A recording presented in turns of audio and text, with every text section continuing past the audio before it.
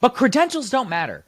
Anybody who exposes information not previously known, that person has committed an act of journalism. That person is protected by the First Amendment. In this episode of Big Boy Pants Golf, I bring back Jay, and let's refer to him what he truly is, a journalist. He's also known as Not Dr. J and Pro Golf Critic on Twitter. And on Twitter, his latest article blew up to the point that Phil Mickelson retweeted it. This blew my mind. That's like the Kevin Bacon 7 degrees of separation, but I'm literally only 1 degree of separation from hanging out with Phil Mickelson now, thanks to Not Dr. J. He's actually going to play in the LIV Golf Pro-Am. I don't know who I'm going to be playing with as far as playing partner goes. I've heard a couple rumors about maybe who I might be paired up with. People maybe that have read my article. I guess we'll have to wait and see. Please follow Space for any updates to that. There's so many things popping off right now, and he's the man of the moment.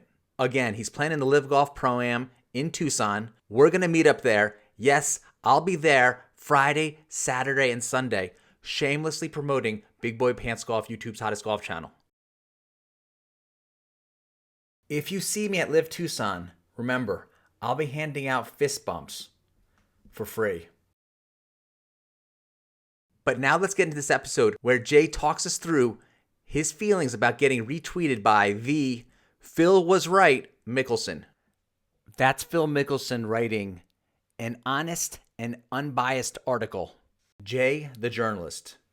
Philip Alfred Mickelson retweeted your article. What were your thoughts when you found this out? Having Phil Mickelson read it and support it was unexpected. I certainly wasn't expecting that. I actually totally missed that he did retweet it. It took like a bunch of people DMing me and telling me that he did that, which was great. But other players have been supporting me from the beginning too. Shout out to Lee Westwood. Richard Bland's been another one, supported me in my writing. And I really do appreciate, I'm gonna take the opportunity now to thank them for supporting me.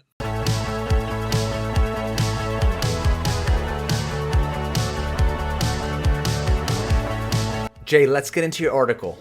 One of the points you bring up is that the LIV Golf Tour is not basically 48 sponsor exemptions, despite what other people would have you think. I've heard this sort of false narrative go around that, the LIV Golf League basically amounts to 48 sponsor exemptions that are basically handpicked from anybody in the world. That's just not the case. I think that's been disingenuous from the beginning. When I saw the initial roster of players that had gone to LIV, and then I would hear podcasts where people talked about their experience. A really great podcast people need to listen to is Bros and Birdies. They've had Richard Bland on their podcast a couple different times. He goes into detail about the conversations that he had with people like Lee Westwood, Ian Poulter, and I'll talk about how he got his invitation to LIV. He's been ranked, I think, as high as the 40s or 50s in the world rankings. It was pretty clear to me, even before LIV released some of their criteria for their qualification tournament, that they were using the OWGR to select players. That being said, some of their high-level, high-value players that have equity in the league, they weren't just highly ranked in the OWGR. These are some of the greatest major champions of all time. What prompted you to do this deep dive into the LIV Golf field to show the quality of the LIV Golf fields? The deep dive into the LIV players was really all came about because I was just sick and tired of folks in the golf media, whether they be influencers or journalists masquerading as influencers, or actually I guess it's influencers masquerading as journalists. Anyway, they have continued to take shots at the players at LIV Golf. It's been really frustrating to me because, a lot of my favorite players that I like to watch have gone over to LIV. Obviously, I've got a lot of experience in my career doing data analysis, and this was kind of it was a really easy analysis to do. All you had to do is pull the world rankings of the players about a year ago. I just really want everybody to understand, hey, LIV actually has a lot of good players. In your article, you used the phrase, the corrupt golf media. Where did that phrase come about? The corrupt golf media is something that I came up with last year. I was just kind of frustrated with sort of how LIV was covered in the media. I've had a bunch of folks in the golf media reach out to me, they've been angry at me, or they've been saying, various things about, oh, I can't believe you are calling me corrupt. And it's like, guys, I'm not calling each one of you corrupt. I'm saying that the media as a whole in this particular battle between LIV and the PGA Tour has been completely biased towards the PGA Tour. I don't think anybody can even make any assertions against that. That's just how it is. I know Hank Haney, I listened to his podcast. Shout out to Hank Haney, by the way, my favorite golf coach of all time. Really appreciate his support too. But he's started saying it. A lot of other people have started saying it, and it's kind of caught on. So, it is what it is. My advice to the golf media is try to be a little bit more fair and unbiased towards LIV, and you won't be considered corrupt.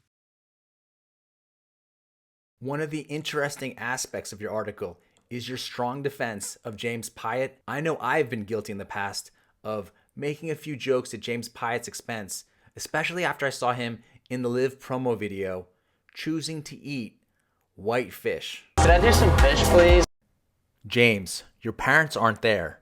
You didn't have to order that. You could have ordered the steak. So when I saw James Piot choose this white fish, I wanted to back him off and tell him, hey, white fish is probably tilapia, and tilapia is the Jay Monahan of fish. It's a bottom feeder.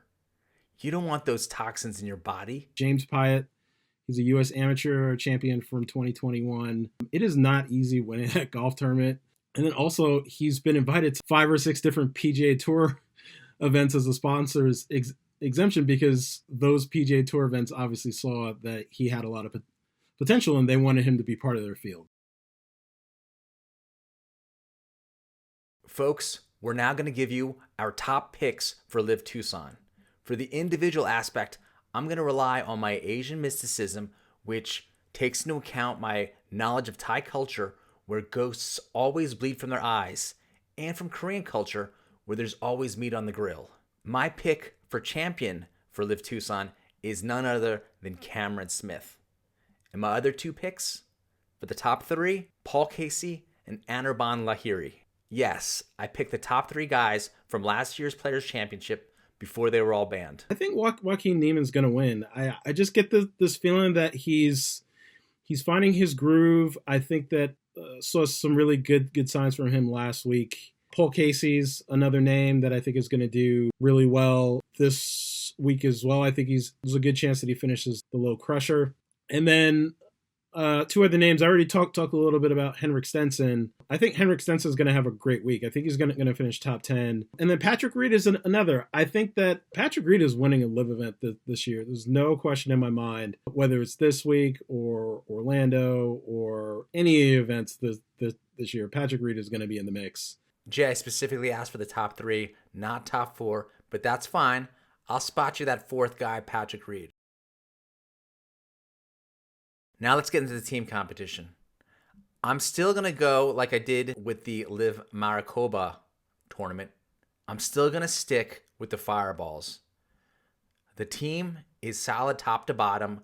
They don't have that Siwon Kim factor where one of the guys is going to shoot 82, 77, 77 and literally just blow your team out of the competition. Which team is your pick for LIV Tucson? I'm going a little bit off board just based off of a little bit of extra research that I've done. Top 3 teams, I got to go Crushers. Crushers obviously won the Maricopa event. A lot of those guys are playing really well and saw some signs of life from Bryson towards the end of Maricopa. I put a little bit of weight into the Arizona State guys, who I think have played a fair amount at the gallery before. Paul Casey went to Arizona State. He was top 5 at Maricopa. And then Charles Howell, we'll have to see if he can back up his win at Maricopa with some more good play. I think that he will. And Lahiri is a solid contributor. Like he's always going to be sort of in the mix. He never really shoots really bad rounds. So you can almost always count on him to pick up any slack if anybody has a bad week. So I'm going Crushers top 3. Henrik Stenson, played at the match play that was held at the gallery for 2 years, and his record there is 11-1, and the only match that he lost in 2 years was to Tiger Woods. I think Poulter's going to have a good week. I think Lee Westwood's been sort of lying in the weeds a little bit the last few events dating back to last year, and I think that he's due for a really good event. I think he's going to finish in the top 10, and we'll have to see how Sam Horsfield does. It's going to be an interesting time seeing how he does this week as well, but I think with those top three, it's setting up for a good week. I'm going to go Torque. I think that I saw a lot from them in rounds 2 and 3 of Mayakoba. If you just look at the last 2 rounds and forget the first round where they kind of they played really poorly the first round, but the last 2 rounds, I think that they were 18 under par. Sebastian Munoz and Mito Pereira, Mayakoba was their first LIV event. And then David Puig, he's also another Arizona State guy. So I know he's familiar with the gallery. I think it's going to be a really interesting event for Torque. I definitely think that they're going to make a run and probably finish in the top 3. As I stated before, me and Jay are going to be at the LIV Tucson event. I'll be there Thursday, Friday, Saturday. Jay will be there Thursday and Friday. He's got to roll out Friday. Jay, break down the course and let me know what you think about that whole fake narrative that no one goes to these LIV events in person. Because I know you and I will be 2 more to the LIV spectator roster. I think it's going to be a great event. I actually watched a couple videos on YouTube of the course. I really like this course. I'm not a huge desert golf guy. I've never lived in the desert. I've only played desert golf a handful of times in Vegas and in Arizona, in Palm Springs. But it's really it's a pretty pure course. I really like the drivable par 4s. It's par 71, 3 par 5s. I think they all should be reachable for the majority of the players. So it's going to be really interesting to see if the LIV event has more fans at it than the match play did, which had, Tiger Woods, which is the biggest box office draw in golf. Feel free to ping me on Twitter, DM me if you're there. Would be great to get to meet some of the people I've been communicating with.